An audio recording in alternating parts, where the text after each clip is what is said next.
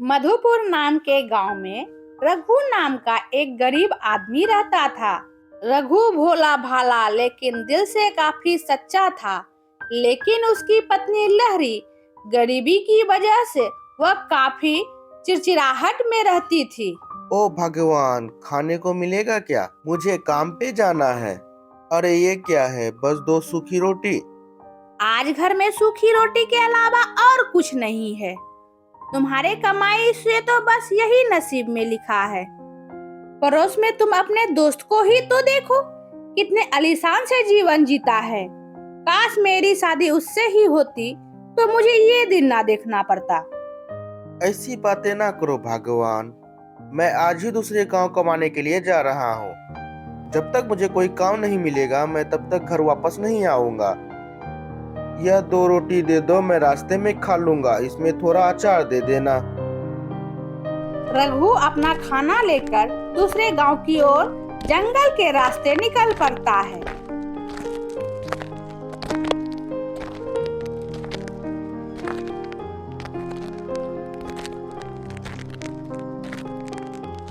जंगल घना होने के कारण वह रास्ता खो जाता है। अरे बाप रे बाप, काफी गर्मी है और मुझे रास्ता भी नहीं मिल रहा है। अब मुझे आगे जाने का हिम्मत नहीं हो रहा है। इसी पेड़ के नीचे बैठकर थोड़ा आराम कर कर खाना खा लेता हूँ। जैसे ही रघु रोटी अचार लेकर खाने बैठता ही है, तभी सामने से एक बूढ़ी औरत आ जाती है।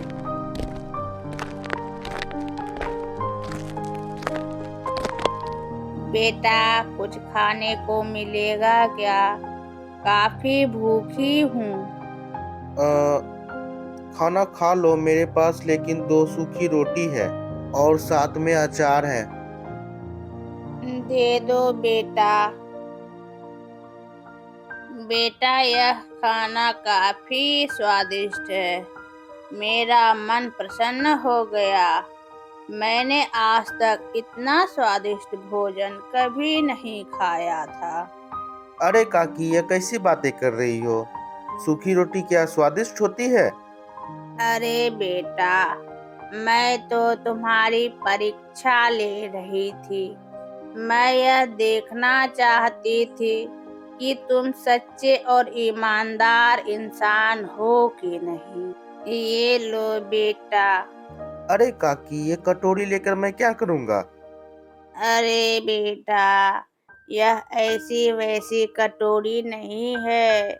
यह एक चमत्कारी कटोरी है जो तुम्हारी हर जरूरत को पूरा करेगी। बस तुम लालच मत करना और इससे हो सके तुम गरीब लोगों की मदद करना। मैं आपकी बातों का ध्यान रखूंगा काकी।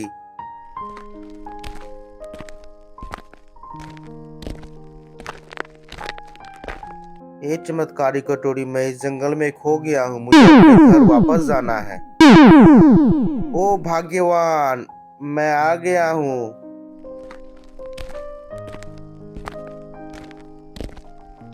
इतनी जल्दी? तुम तो बोल रहे थे जब तक मुझे काम नहीं मिलेगा मैं तब तक घर वापस नहीं आऊंगा। ऐसा कौन सा चमत्कार हो गया है तुम्हारे साथ जो तुम घर चले आए? वही तो चमत्कार ही तो हुआ है। अच्छा, वो कैसा चमत्कार? दिखाना तो जरा।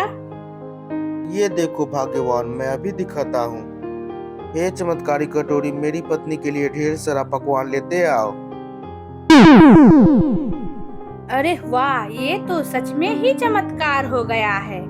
चलो मिलकर खाना खाते हैं। अजी सुनते हो, मेरी तरह कई गरीब लोग हैं जो ठीक से खाना नहीं खा पाते हैं। क्यों ना हम उनकी मदद करें? सच में तुम दुनिया की सबसे अच्छी पत्नी हो। रघु और उसकी पत्नी गरीबों की मदद करने लगा। रघु को गरीबों का मदद करता देख माधव को रहा नहीं गया और आकर पूछा। अरे दोस्त, कल तो तुम खाने के लिए इधर उधर भटकते थे, आज तुम दूसरों को खाना खिला रहे हो। बताता हूँ। अच्छा भाई, तो ये बात है। यह बात सुन माधव भी अपने साथ अच्छी अच्छी पकवान उस पेड़ के नीचे लाकर बैठ जाता है। बेटा, क्या तुम मुझे खाना दे सकते हो? मैं काफी दिन से भूखी हूँ। हाँ हाँ, मैं आपके लिए ही तो बैठा हूँ। ये लो, इसे जल्दी जल्दी खाकर मुझे एक चमत्कारी बर्तन दो। ये लो बेटा।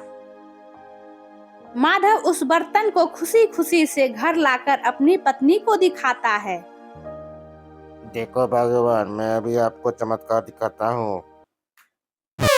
जैसे ही माधव उस बर्तन से अपनी इच्छा प्रकट करता है, उस बर्तन से एक भूत प्रकट होता है और दोनों को खा जाता है।